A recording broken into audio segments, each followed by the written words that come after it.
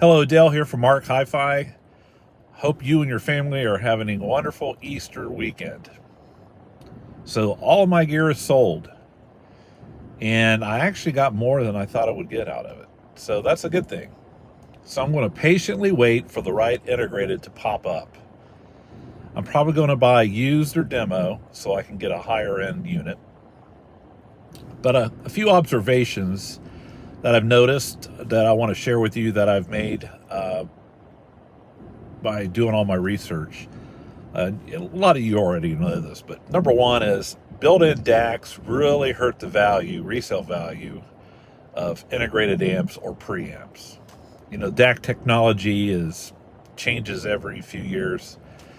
So a built-in DAC, unless it is an upgradable DAC, like the Macintosh has the DAC 1 and DAC 2 modules, AccuPhase has modules DAC you can slide in and out. That's different. But unless it's something like that, I'm going to avoid a DAC inside the integrated. Phono preamps do not really affect the resale value of integrated or preamps. If it's first of all, a lot of people don't even use them. They're all digital to begin with. But also a high quality Phono preamp from 10, 15, 20 years from ago is still a high quality Phono preamp today. So the built-in Phono preamp is what I would like to find. A couple brands I've crossed off my list. I was looking at maybe stretching my dollar and finding a used Gryphon Diablo integrated. But their warranties do not transfer unless you're do not transfer to a second owner.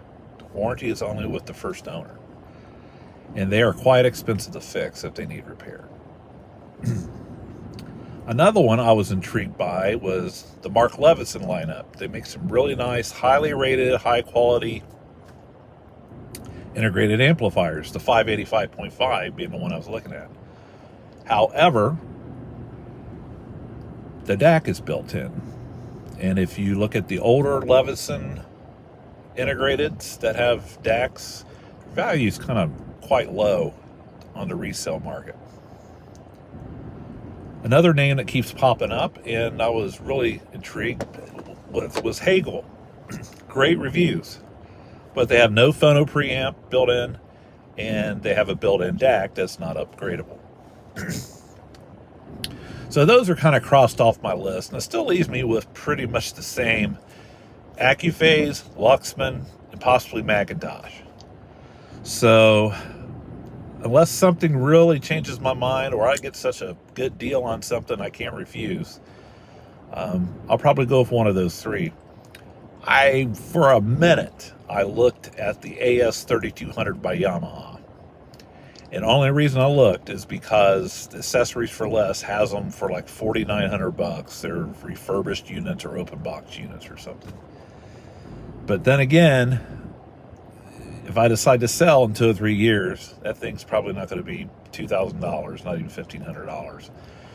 So, but if you look at the older Luxmans, the older Macintoshes, the older AccuPhases, they hold a pretty good value. You know, now I don't expect to get full value or super high value back if I go selling my gear in 3 or 4 years' time, but I still would like to have a decent price. So that does play a big role. I mean, a lot of people suggested, hey, go get Marantz or Techniques, Cambridge, but a lot of those brands' resale value is really not so great a few years down the road. If I was to go one of those, I definitely would get a used unit. So, you know, I may have to wait another month or two until the right unit pops up. There is a couple of Luxman L595s out there, anniversary integrateds, that are super nice, but you know, they're pricey. And they're very limited, so dealers aren't really, the dealers who have any left aren't bargaining too much on those things. So we'll see. So I just want to make a quick update video. Got great response from my other video concerning selling my gear.